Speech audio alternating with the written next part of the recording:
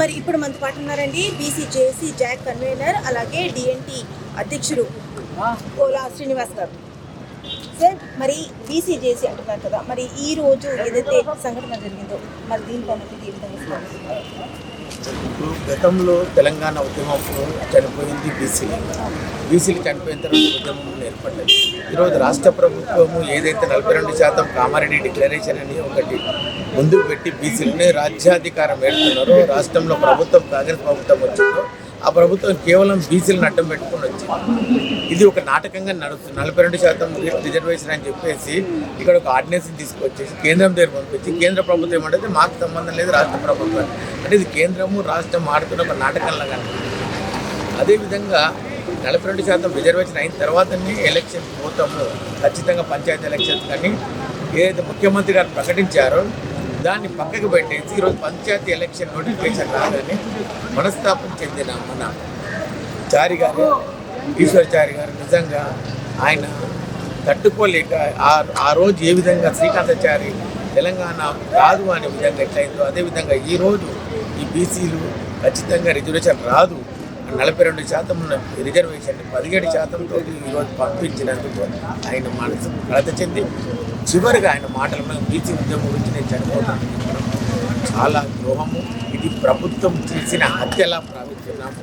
ఈరోజు చూస్తున్నాం ఇంతమంది పోలీసులు పహార గడిచిన మా బీసీ బిడ్డ చనిపోతే చూడడానికి చివరి చూపుగా చూడలేకుండా వారందరూ పోలీసులందరూ అడ్డం పెట్టుకొని మమ్మల్ని ఒక పోలీసులు హత్య చేసి ఏ విధంగా దాచిపెడతారు ఆ విధంగా ఇది దాచిపెట్టారు. కానీ రాష్ట్ర ప్రభుత్వము ఈరోజు బీసీలు అనేది ఉందో మా వాటా సుమారుగా మీరే చెప్పారు 56% ఉన్న బీసీలు 42% ఇస్తున్నా కానీ బీసీ సంఘాలు కూడా అన్నిటి కూడా సమ్మతం పెట్టేది అన్నీ కూడా అందరూ ఒప్పించింది. గతంలో కూడా మీరు ఢిల్లీకి తీసుకెళ్లారు బీసీ సంఘాలు. ఆ రోజు రాహుల్ గాంధీ గారు కనీసం వచ్చి చూసి కూడా వెళ్ళలేదు.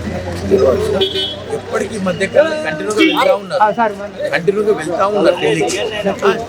ఈ మధ్యకాలంలో కూడా మీరు వెళ్ళారు. ఈ మధ్యకాలంలో ఎంత ఘోరంగా అంటే కేవలం మీరు ఫోర్త్ సిటీకి రండి, మా హైదరాబాద్ రండి, మాకు అది అండి అని మాట్లాడుతున్నాను. ఒక్క వినతి పత్రం ఇచ్చాను బీసీలకు రిజర్వేషన్ ప్రకటించండి అని చెప్పలేదు. ఈరోజు పార్లమెంట్ జరుగుతున్నది, మీ ఎంపీలు ఇంతమంది ఉన్నారు, మేము గెలిపించిన ఎంపీలే కదా, ఎందుకు మాట్లాడతలేరు? ఒక్కరు కూడా బీసీ గురించి మాట్లాడతలేరు. ఇది ఎంత అన్యాయం అంటే కేవలం బీసీలు అంటే కేవలం మీరు ఆడుకునే ఆట బొమ్మలా తయారయ్యారు ఆగదు.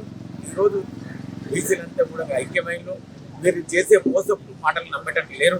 ఖచ్చితంగా దీనికి మూల్యం చెల్లించుకోవాల్సింది. ఈరోజు ఈశ్వరాచారి గారు ఏదైతే ఉన్నారో వారు స్వతహాగా ఈరోజు ఈ ఆత్మహత్య చేసుకున్న దాంట్లో బీసీ సోదరులారా మనం ఆత్మహత్య చేసుకునేది కాదు, మనం సంపిమనం తెచ్చుకుందాం, మన వాటను మనం లాక్కుందాం. కానీ విద్యార్థులకు అదేవిధంగా చెప్తున్నాం, బీసీ సోదరులకు చెప్తున్నాం, మనం ఆత్మహత్య చేసుకోవద్దు, మన హక్కును మనం కొట్లాడి కాపాడుకుందాము. ఈరోజు ఇక్కడితో ఆగదు, ఉద్యమం ఈరోజు మొదలైంది. ఇప్పుడు వెంటనే పార్లమెంట్ సెషన్ జరుగుతున్నది. వెంటనే 15 వరకు జరిగే పార్లమెంట్ సెషన్లో మా బీసీ బిల్లును పెట్టి ఆమోదిస్తే కేంద్ర ప్రభుత్వానికి 42% మన్నంగానే వారి పాలాభిషేకాలు చేసినారు. కానీ ఇంత మోసం చేస్తారని అనుకోలేము. ఇది నిజంగా చెప్తున్నాము, ఇది ద్రోహం చేస్తున్న ప్రభుత్వం. ఇప్పుడు చిత్తశుద్ధి ఉంటే పార్లమెంట్లో అఖిలపక్షాలు తీసుకెళ్ళండి, అందరూ ఉన్నారు కదా రాష్ట్రంలో ఉన్న బీసీలు కానీ అన్ని ఏదైతే ఉన్న పార్టీలను తీసుకెళ్ళండి, ప్రధానమంత్రి కూర్చోబెట్టి పార్లమెంట్ సెషన్లో మీరు ఖచ్చితంగా న్యాయం చేయాలి. లేకపోతే ఇక్కడ నుంచి ఉద్యమం ఈ గాంధీ ఆసుపత్రి నుంచి ఉద్యమం మొదలవుతుంది. భారీ ఎత్తున తెలంగాణ ఉద్యమంలో సాగు ఖబర్దార్ చెప్తున్నాం బీసీ ద్రోహులారా, ఇక మీ ఆటలు సాగు.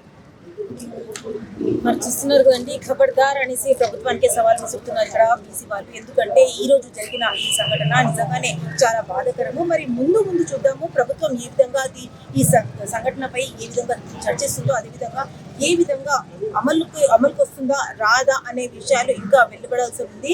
మరి ఇలాంటి విషయాలు ఇంకేదో తెలుసుకోవడానికి స్టేట్ విత్ TG5 కెమెరామ్యాన్ రానాతో మాధురి TG5.